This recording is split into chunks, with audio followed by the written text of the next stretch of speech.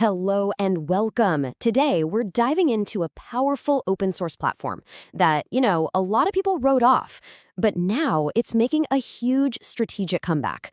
In an age totally dominated by the public cloud, we're going to explore the resurgence of OpenStack. So let's just kick things off with a question that I bet a lot of IT leaders are asking themselves right now. As you've shifted more and more of your world into the public cloud, are you starting to feel, well, a little bit trapped? It's a real dilemma, right? A lot of organizations are discovering that while the public cloud is amazingly convenient, it brings its own set of pretty big problems. The costs, they can spiral out of control fast. Trying to move from one provider to another, it's incredibly hard. And with global regulations getting stricter all the time, just keeping a handle on where your data actually lives, man, that's becoming a massive headache. So what's the answer here? What's the solution that's gaining all this new traction? Well, it's a platform that's been around for a while, but suddenly it's more relevant than it has ever been. And that's OpenStack. Now, if you're not familiar with it, just think of OpenStack as this incredible toolkit.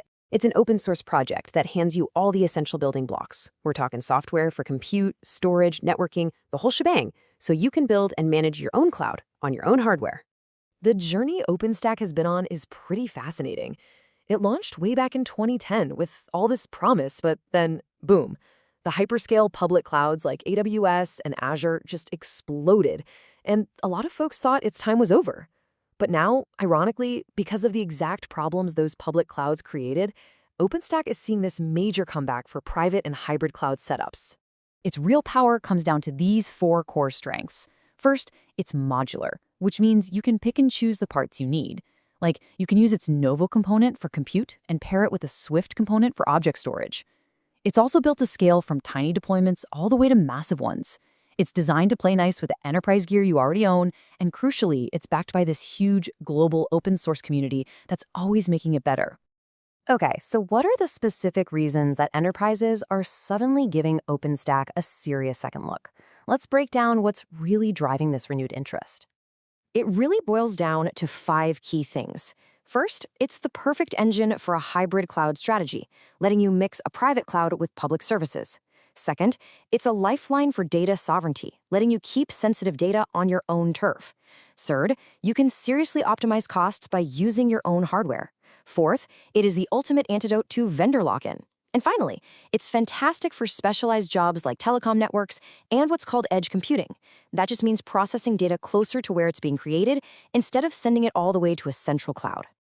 When you look at all these drivers, they all point back to one single fundamental need: control.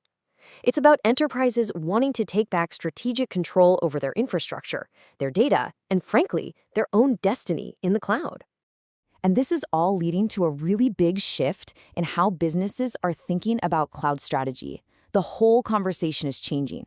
It's no longer about OpenStack versus the public cloud. Now it's about OpenStack and the public cloud. And this chart makes the strategic difference crystal clear.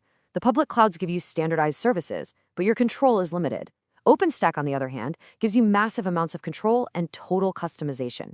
You see, they're not really direct competitors. They're complementary tools for building a much smarter, more sophisticated cloud strategy. Here's a perfect real-world example. Think about a bank. They absolutely have to keep their most sensitive customer data on site. It's not just about regulations. It's about having total audit control and being able to customize security right down to the bare metal. So they can use OpenStack to build a super secure, compliant private cloud for all that critical stuff. But at the same time, they can use a public cloud like AWS for their public website, something that needs to scale up and down really fast. See? It's the best of both worlds. So what does all this renewed interest really mean for the future of enterprise IT? It means the future is all about building your cloud, one that's perfectly tailored to your specific needs. And let me tell you, the momentum is real. We're seeing more and more big tech companies contributing to the project again.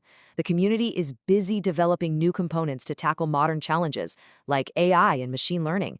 And the global summits, they're absolutely buzzing with activity. This is not some dusty old tool. It's a living, breathing, evolving platform. So the real takeaway here is that OpenStack has evolved. It's not just a DIY project for tinkerers anymore. It's a serious, strategic business decision for any enterprise that wants more autonomy, more flexibility, and more control over its digital future. Which really just leaves us with one final thought. As you navigate your own cloud journey, and you're wrestling with those rising costs, the regulations, the vendor constraints, maybe the most important question you can ask yourself is this: is it time for your organization to reclaim its cloud autonomy?